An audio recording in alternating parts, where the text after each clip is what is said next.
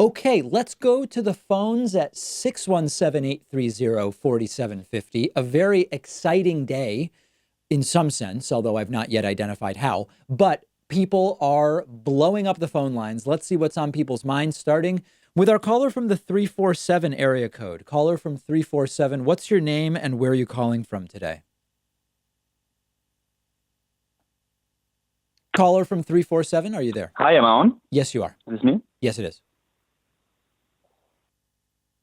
Yes, I'm here. This is Nick calling from Brooklyn. Hey, Nick, what's How's it up? going, David? Good. Hello? Yes, you're on, Nick. You're on the air right now. Yeah, just wanted to call. Obviously, huge fan of the show. Just wanted to call just wanted to hear your opinion about something. So, obviously, we've been hearing a lot about Trump being compared to Hitler, which is obviously not the case. However, kind of looking into the history of the U.S. kind of before World War II as well as after World War II, I think you could make the argument that kind of the ideologies at the time, maybe even today, are kind of closer aligned, I'd say, to the kind of to the ideas of the Nazi Party than to possibly kind of the USSR's communism, kind of that idea. So kind of going into the America First movement in the 30s and 40s, as well as denouncing Japanese as the lesser race during the Pacific Campaign, and then obviously sheltering Nazi officials post World War II.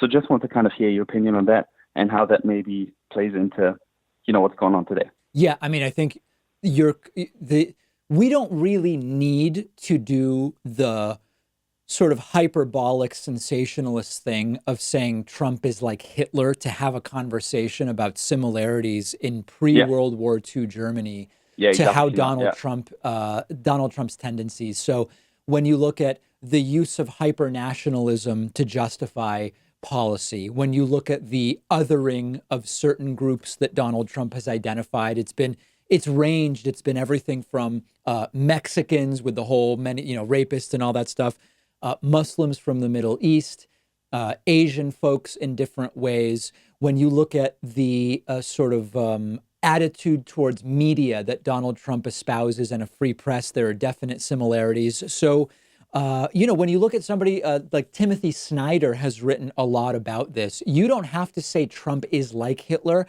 I have no reason to think right now that Trump is, looking to exterminate Jews or any other particular group in the way that Hitler wanted to. But there are many similarities between what we see now and pre-World War II Germany, and it's perfectly reasonable to talk about them. Signs of totalitarianism, authoritarianism.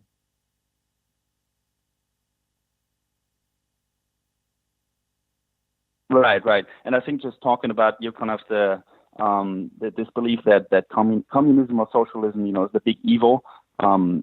Going back to the 40s, where it was the big evil compared to, kind of cozying up to kind of the Nazi beliefs, especially in America, I think is kind of a dangerous train of thought. And I can definitely see that still happening today in terms of the way that the right portrays kind of communism as well as socialism, not really knowing the difference between them. Yes. So that's basically what I wanted to call in. Also, all right, maybe Nick. for context, I'm German, so I'm U.S. born but raised in Germany. So I guess I have kind of an interesting viewpoint on that.